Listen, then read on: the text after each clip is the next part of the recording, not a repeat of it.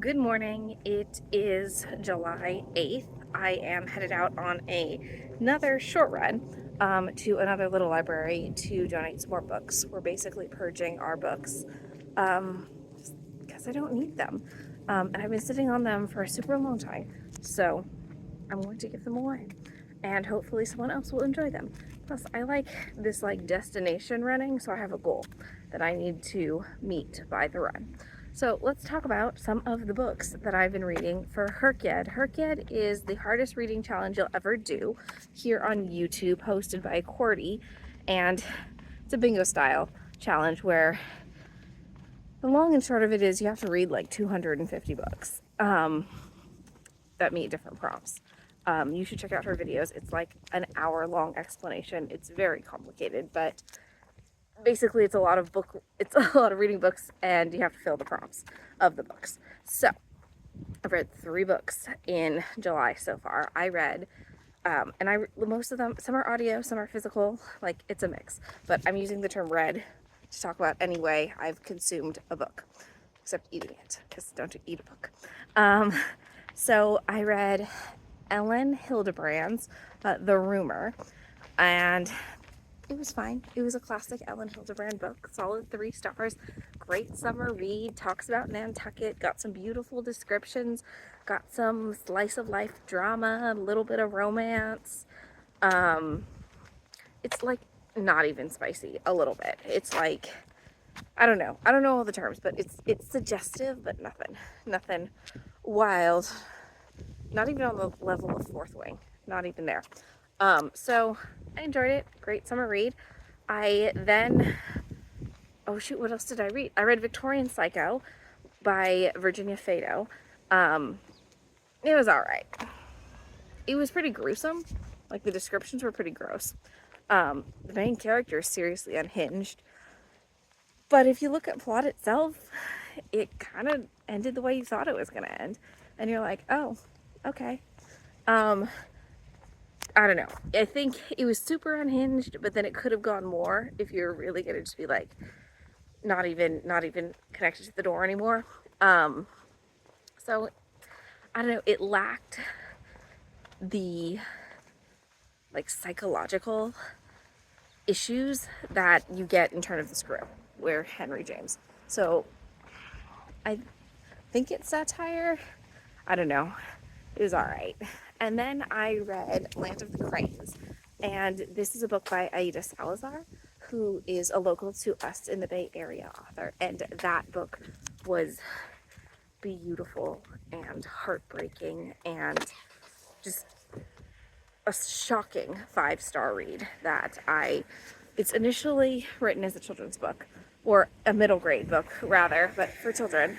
And I initially started reading, like listening to it on audiobook, and then that didn't work out because the English, I like to listen to my books faster because my brain likes to move that fast, but I can't process Spanish that fast, and there's some chunks in Spanish, so I need the Spanish to be slower so I can process it, but I need the English to be faster so my brain is happy at the speed. So then I was like, this isn't working out, so I switched to a Kindle, an ebook, and it was way better. First, I could keep up. My brain could go at the speed my brain needed to go. But second, it's written in verse, so seeing the words on the page was beautiful, and there were drawings with it. So if you're gonna read the book, physical copy or e-read, for sure. It was, I think I cried like 4 times in the book. It's a short book too. It was a maybe 100-page book, but it follows the story of a girl. Her name is Betita, and she and her family are undocumented. They live in East LA, and then the story of what happens when they're met with deportation orders, and what happens with their father, what happens with her mother. She's got a new baby sister on the way. I think this was written in 2019, 2020. It's old. But it basically is talking about what's happening now as well. Yeah, it was heartbreaking, and beautiful. So I definitely recommend it. You do have to be in the right headspace for it. The book now, I've started a couple new ones. I'm reading Murder Ballads, which I think might be a nonfiction historical book. It only says it's an hour on my Kindle. It's basically about murder ballads. I think it's the lyrics of all the murder ballads. I was supposed to read this on NetGalley like 2 years ago, and I forgot. Yeah. And now I'm trying to fix my NetGalley score because it's a really bad score right now. Like really bad, like 10% on NetGalley, because I didn't respond to any of the books, and that's not good. So I'm a better test knitter than an ARC reader. And then NetGalley, I'm reading The Book Lovers by Emily Henry, and it is a slog. I've been reading it since February, and I can't. It's too long. Could be all solved if you talk to people for like 2 seconds about how you're feeling. I think Emily Henry is not for me. And then, oh, and I got a lucky day checkout because the Ruth Ware book just dropped today, which is The Woman in Suite 11. I read The Woman in Cabin 10, loved it, and was on the wait list for The Woman in Suite 11. It was like 140th on the wait list for my library. And then it's like, lucky day, the book has shown up to borrow, but it's only a 7-day Kindle read, and Ruth Ware books tend to be kind of lengthy. So we'll see how that goes. And then my husband and I are doing, I think you call them buddy reads, where you read a book at the same time as somebody else, for The Ballad of Songbirds and Snakes. I don't think he's read the Hunger Game trilogy. We've seen the movies, but I don't think he's read it. So we're starting with The Ballad of Songbirds and Snakes, and then we're going to do Sunrise on the Reaping. We read Fourth Wing together. It was really great to like be able to discuss what we thought about the book and what was going to happen. So that was good. It's a little bit tricky to find things that we both think that we're going to like. He's a big Game of Thrones. He read Game of Thrones, I think. He's a big Artemis Fowl fan, which I didn't like Artemis Fowl. So it's kind of tricky to find books that we're both going to be interested in. Yeah, we'll see. Got some recs on another series, preferably a series that maybe both of us might like, that you've buddy read with someone and it ended up pretty good. Please let me know. Lots of crocheting and knitting today. I finally finished my custom order. I couldn't show you any of my sewing because it is a custom order, but it should drop soon. And then you can order it from the person. And what else? I've decided to brain freeze. I've decided to alter a couple more of my t-shirts, so I'm working on that today. I am just kind of chugging along on my projects. I do have a design that I'm supposed to be working on, but I haven't received the yarn yet, so I'm not going to stress about it until the yarn shows up. I have been heat treating and freezing my Knit Picks order because of their potential carpet beetle infestation. I emailed customer service. Customer service is like, oh, we don't have any carpet beetles. Maybe you don't have any carpet beetles now. But I think they did before. Maybe it's because they all got shipped out somewhere and now they don't have any more. That works too, I guess. I don't know. But they said they don't have any more.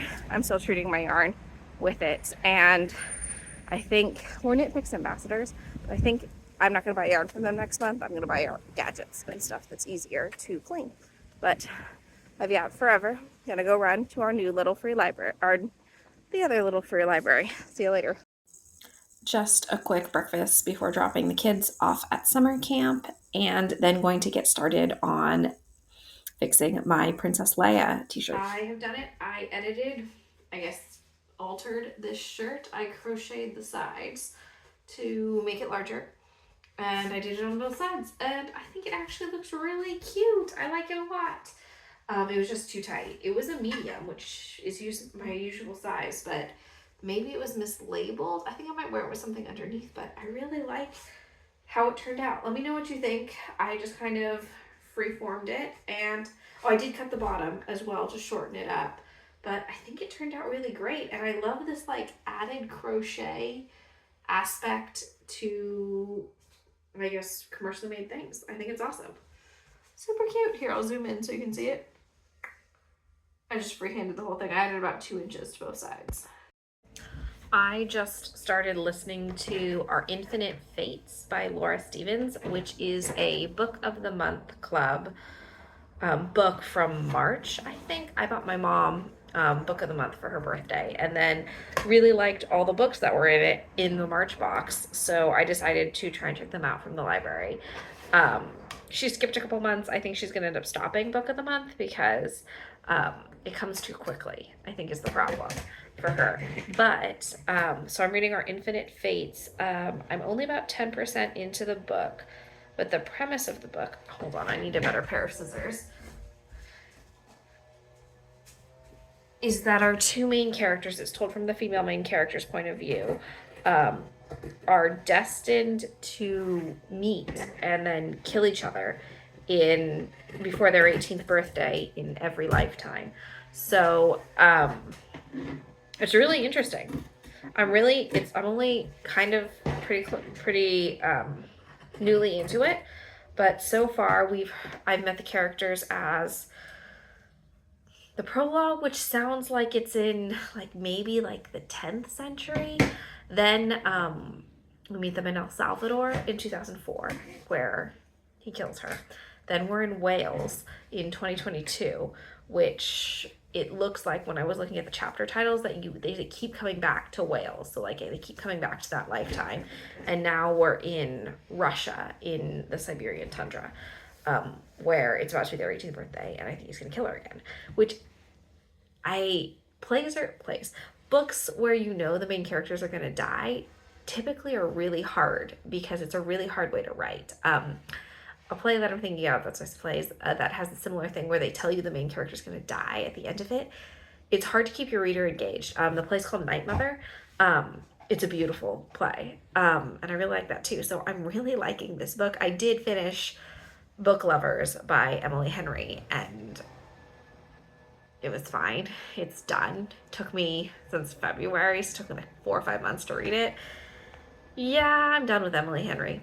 But our Infinite Fates, so far is very interesting. Oh, and I'm doing a little bit of sewing. I've got 10 minutes left to sew before I have to go get ready to get my girls. I am making my very last of the fabric for a Washington State small project bag. So this is still in the shop. No one's purchased it yet. So if you're interested in it, get it now because it's the last of my fabric. It's, I think it'd be really cute to have it like flock or something like that. So that's in the shop, and I'm kind of doing a little bit of catch up and sewing of stuff I've cut and haven't sewn together. So you'll see more of just some of the stuff I'm sewing. So now I'm working on my I Dissent shirt, which is my Ruth Bader Ginsburg shirt. It was just too big. I think it was a men's fit for the shirt, so the shoulders were too big on me. So I am cutting the sleeves off and then reattaching them shorter. But last time I did that, it didn't work out in terms of like how tight it was across the bust. So I ended up needing to add a bunch of sides pieces to it as well. And then, of course, in Gab's fashion, ran out of yarn. This is my Desert Vista Dye Works knit along that I'm hopefully finishing today. And then I also finished my Freckled Onesie sock stripe for the day, and I'm still a little bit behind.